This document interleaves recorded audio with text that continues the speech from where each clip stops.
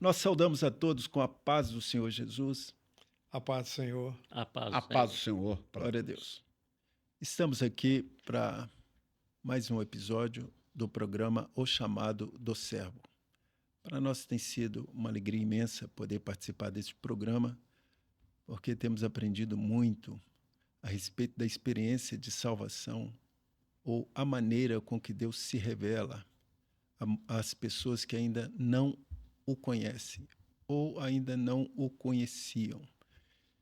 E nós vamos falar nesse episódio da experiência de Nicodemos, que era um fariseu, não era um fariseu qualquer, mas ele era um dos príncipes da sinagoga, ou seja, ele ensinava, era um profundo conhecedor da lei dos profetas e do costume religioso dos judeus. Então, muito enraizado com os seus valores religiosos, e que Jesus, quando se revelou a ele, derrubou tudo isso. Nós nos lembramos até da experiência do apóstolo Paulo, que também aprendeu muito antes de se converter com Gamaliel, que era, assim como Nicodemos, um mestre. E Paulo, quando conheceu o Senhor Jesus, ele descreveu muito bem a experiência quando ele disse assim: aquilo que para mim era de muito valor, considerei perda, ou seja, esterco. Esterco, né? Pode até nos ajudar, ajuda a planta a se desenvolver, mas ele considerou também perda, quer dizer, isso não tinha valor espiritual, o conhecimento religioso, mas sim a partir de uma experiência com o Senhor Jesus, tudo mudou. A mentalidade é nova, então a forma de ver as coisas é completamente diferente. E é isso que nós vamos estudar nessa tarde aqui, um pouquinho, né? O nosso tempo é breve, o pastor Elcio vai ler para nós um texto e vai falar um pouco para nós a respeito da experiência que Deus deu a Nicodemos quando ele veio a ter um encontro com Jesus, e de forma particular aqui, né, à noite, talvez até com vergonha, com medo das outras pessoas vê-lo se aproximar, porque esse é o problema, né? As pessoas, quando não conhecem o Senhor Jesus, têm receio, preconceito, tem muita coisa, muitos valores que o prendem, mas Nicodemos venceu tudo isso e procurou o Senhor Jesus. Vamos ver então, pastor Elcio, qual a experiência? Vamos ler inicialmente, então, um versículo que está em João, capítulo 3, versículo 3. Jesus respondeu e disse-lhe: na verdade, te digo que aquele que não nascer de novo não pode ver o reino de Deus. Então, nós gostaríamos de destacar algumas coisas. Nicodemos, ele era doutor da lei. Então, ele conhecia tudo da Bíblia, conhecia os rituais ali do culto, ele ensinava para os outros. Mas acontece que quando ele encontra com Jesus, então Jesus ele fala uma coisa para ele, fala assim, ó, você precisa nascer de novo. Eu acho que a parte principal, né, o maior ensino que nós temos, né, no encontro de Jesus ali com Nicodemos, ou no encontro de Nicodemos com Jesus, né, como queiram, é exatamente o ensino do novo nascimento.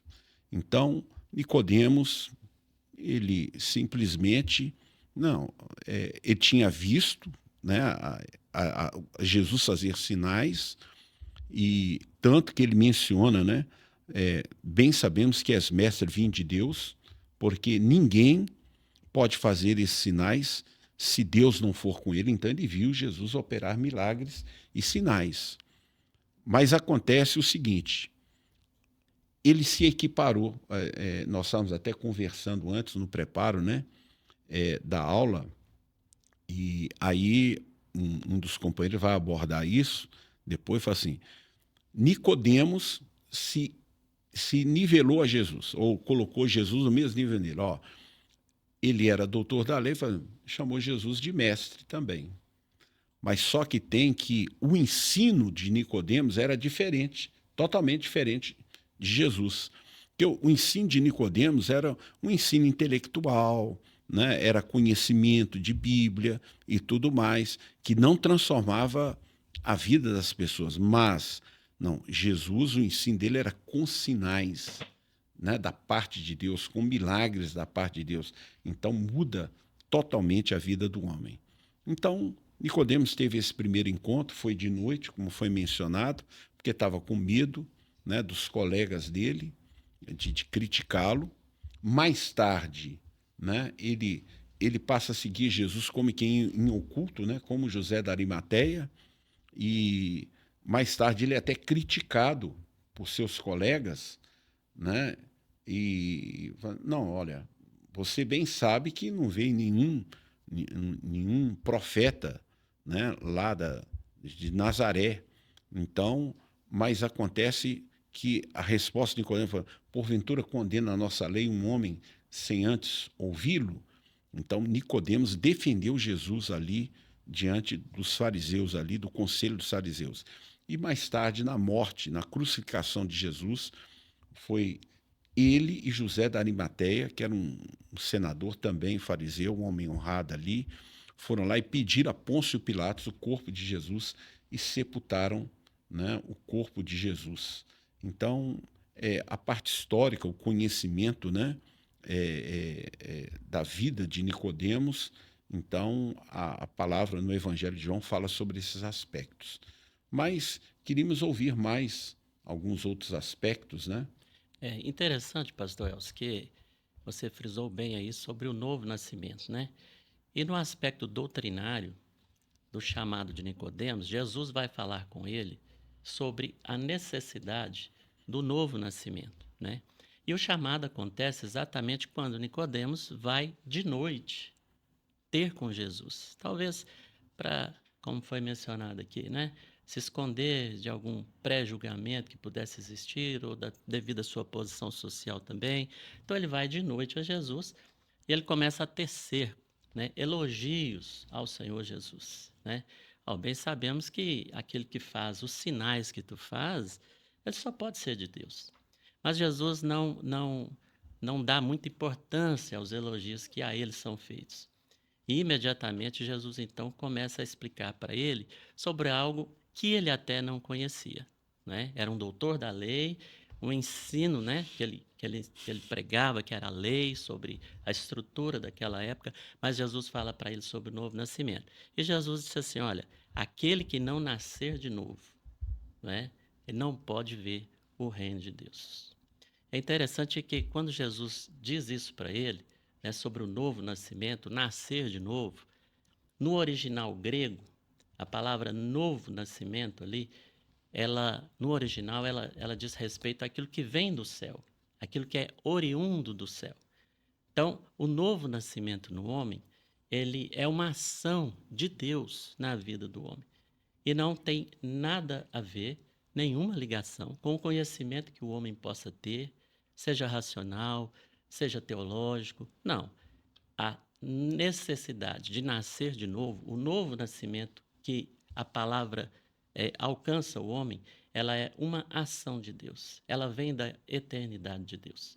E quando Jesus fala isso com Nicodemos, essa palavra impacta profundamente a mente e o coração de Nicodemos, né? E Jesus ainda completa dizendo assim: Nicodemos, aquele que não nascer da água e do Espírito, ele não pode entrar no reino de Deus. Pois muito bem. Então o que é a água? A água é a palavra, né? Mas é a palavra viva, não é apenas a palavra da vida. Mas o novo nascimento, ele está vinculado à palavra viva. E a palavra viva é aquela que penetra no coração do homem, não é? Ela está além da letra. É aquela que surte o efeito para que o homem possa se aproximar de Deus. Ela tem uma ação transformadora. Uma ação transformadora. Então Jesus disse assim: pela água e pelo Espírito. O que é o Espírito? É o Espírito de Deus. É o Espírito Santo de Deus, porque o Espírito Santo, ele convence o homem do pecado, não é? E ele mostra ao homem a necessidade da sua transformação. E é o Espírito Santo de Deus que gera no homem o novo nascimento, né? Que dá ao homem a condição de nascer de novo. Então, veja bem, que transformação é essa? É exatamente o novo nascimento. Que a palavra viva, né, transforma o coração do homem. Mas olha só, Nicodemos, ele disse, mas como pode ser isso? Ele pergunta a Jesus, não é, pastor Lúcio? Olha, como pode ser isso? E Jesus diz a ele assim, mas tu és mestre em Israel e não sabe? Mas por quê? Porque Nicodemos, sendo um doutor da lei, ele não tinha até então uma experiência com a palavra viva. Uma palavra que transcende o homem e o coloca junto da presença de Deus. Na verdade, profeticamente, quando Nicodemos procura Jesus à noite e faz aquele elogio para o Senhor Jesus, ele dá uma demonstração, por isso Jesus dá uma quebra e não responde, não aceita o elogio e contrapõe com o novo nascimento, porque Nicodemos não conhecia Jesus. Ele tinha Jesus como um profeta ou como um grande mestre, não como o Deus vivo. E isso é que Jesus estava tentando mostrar para ele, falando com ele, introduzindo a palavra para ele entender, e ele não conseguia entender. Ele ficava patinando, como é isso? Pode voltar para o ventre da mãe? Como é que vai acontecer? E o Senhor Jesus sempre falando com ele para despertá-lo. Nicodemos, eu sou Deus. Eu não sou só o profeta, não sou só o mestre, eu sou Deus. Isso mesmo. Eu e o Pai somos um. É isso que ele queria que Nicodemos entendesse. E a palavra é clara quando Jesus cobra dele, você, sendo mestre de Israel, não sabe disso? Então, Jesus fala para ele, eu vou ter que acompanhar aqui para não perder o raciocínio. Isso. No versículo 11, diz assim, na verdade, vos digo que nós dizemos o que sabemos e testificamos o que vimos. E não aceitais o nosso testemunho. Nosso quem? Do Pai, do Filho e do Espírito Santo. Glória a Deus. Nicodemos não tinha conseguido entender isso. Mas se eu falei das coisas terrestres, não creis, como crereis se eu vos falar das celestiais? E aí, o ponto alto que eu entendo dessa palavra é que, de repente, no versículo 14, Jesus diz assim, e como Moisés levantou a serpente no deserto, assim importa que o Filho do Homem seja levantado. Nessa hora, Jesus mostrou para Nicodemos que, quando Israel estava no deserto, apareceram as serpentes ardentes e picavam as pessoas. E o Senhor deu uma revelação a Moisés para que ele colocasse uma serpente de bronze numa haste no meio do arraial. E quem olhasse para aquela figura tinha vida, sobrevivia. Isso quer dizer o seguinte, que quem não olhasse estava morto. E mesmo quem olhasse também estaria morto se não tivesse olhado, porque a picada era mortal. Então, quando o homem olhava, ele nascia de novo. Então, esse foi o grande pulo que estava mostrando para Nicodemos. Tem que olhar. E aquele para Nicodemos era um absurdo, porque Jesus estava diante dele e falou, ó, eu também vou ser levantado. Profeticamente, eu vou ser levantado. Como Moisés levantou a serpente no deserto, eu vou ser levantado. E ele levantou para quê? Para todo aquele que nele crê, não morra, mas tenha vida eterna. Então, ele estava dando esse ensino para Nicodemos. Nicodemos, então, começou a cair a ficha, vamos dizer assim, e começou a entender que ele estava falando era com o Jesus vivo, Deus Todo-Poderoso. Então, é muito interessante esse aspecto, porque a profecia estava declarada para que todo que nele crê não pereça, mas tenha a vida eterna. Foi lá no Moisés com a serpente e voltou para o profético. E disse mais ainda, porque Deus amou o mundo. E aí ele ficou maluco, né? Não estou entendendo mais nada. Foi um turbilhão na mente de Nicodemos, porque Deus amou o mundo de tal maneira que deu seu Filho unigênito para que todo aquele que nele crê não pereça, mas tenha a vida eterna. Repetia para martelar na mente de Nicodemos que ele ia para a cruz, mas da cruz ele ia para o trono. Porque glória a Jesus. Ele só iria para o trono se ele passasse pela cruz. Amém. Jesus, o sofrimento seria muito grande. Quando ele orou no jardim, dizendo, Pai, se possível, passa de mim esse cálice, mas não seja feita a minha, mas a tua vontade. E ele foi obediente à morte de cruz, e com isso cumpre aqui o que está no versículo 17, porque Deus enviou o seu Filho ao mundo, não para que condenasse o mundo, porque Jesus não veio como juiz, mas para que todo mundo fosse salvo por ele. Ele veio como Salvador. Quem crê nele não é condenado. E nós estamos dando essa palavra para você, nosso amigo, nosso ouvinte, para dizer o seguinte, que é muito sério a palavra do Senhor Jesus. Quem nele crê não é condenado. Glória a Deus. Mas quem não crê já está condenado. E não vai nem passar pelo jeito, já está condenado. Porquanto não crê no nome do unigênito Filho de Deus. Você quer comentar, Elcio, alguma coisa? Não, a gente sempre prega esse versículo, todo mundo conhece esse versículo da Bíblia, porque Deus amou o mundo de tal maneira que deu o seu Filho unigênito, para que todo aquele que nele crê não pereça, mas tenha vida eterna. Esta palavra, Jesus falou para Nicodemos, ali naquele diálogo, naquela noite ali, né? E é a mensagem universal da salvação em Jesus. Exatamente. É só Perfeito. esse chamando a atenção. Encerrando aqui, no aspecto profético também, todo diálogo ele é profético. Quando nós começamos, quando ele fala com Nicodemos que era necessário nascer de novo para ver o reino, é necessário nascer de novo para entrar no reino. Tudo é futuro para o profético. Porque para o judeu ele não tinha Jesus como o Messias Salvador. Eles tinham interesse em outra posição, uma posição mais política, mais de governo, que viesse libertar do jugo do Império Romano. Por isso eles rejeitaram Jesus. Eles queriam uma coisa e receberam outra que eles não entenderam. E Nicodemos também não estava... E Nicodemos foi pego porque ele era o pensamento mais forte, né? Ele era um doutor da lei, ele era muito forte no conhecimento bíblico. Então, quando pegou Nicodemos, pegou todo mundo junto. O judeu, a serpente picava, morria. Mas se virasse, olhasse para a serpente, tinha vida. Serpente de bronze, né? Morreu e nasceu. É. A picada matava e olhar salvava, nascia de novo. Era isso que Jesus estava dizendo para ele. Desde lá é necessário nascer de novo. E ele não estava entendendo. Então, é um aspecto extraordinário. Glória a Deus. E nós ainda podemos chegar nos dois últimos versículos, no 19, 20, né, e 21, quando Jesus fala da luz. Da luz. Jesus, eu sou a luz do mundo, né? Quem quer fazer coisa atrapalhada, só faz no escuro, né? Ladrão vem de noite, no escuro, salteador. Ele espera um momento de trevas. E o homem, quando as obras dele são boas, são perfeitas, ele caminha às claras, porque ele está na luz, né? Vós sois a luz do mundo. Cuidai para que a vossa luz não sejam trevas. Então, nós temos que apresentar. É isso que Jesus está dizendo para Nicodemos. Nicodemos, andar na luz, andar na minha presença. E aqui tem um ponto muito importante, pastor Lúcio, que eu gostaria de frisar. Você usou uma expressão aqui que Nicodemos era muito forte, não é? Ele tinha essa força do conhecimento, sendo ele um doutor da lei.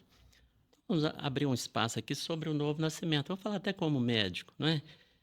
Aquele que nasce do ponto de vista físico, aquele que acaba de nascer, uma criança, ele não tem história pregressa, ele não tem história passada, porque ele acabou de nascer. Ele vai ter uma história futura, ele vai construir uma história futura. Assim é o homem que nasce de novo na presença do Senhor. Glória a Jesus. Glória a Deus. A Bíblia diz que dos seus pecados não me lembrarei jamais. Então, aquele que alcança a salvação, aquele que nasce de novo em Jesus, ele tem uma história agora futura, onde ele vai aprender todo o ensino, aquilo que Nicodemos tinha, o seu conhecimento, a sua bagagem intelectual, o seu ensino da lei, olha, aquilo estava sendo zerado.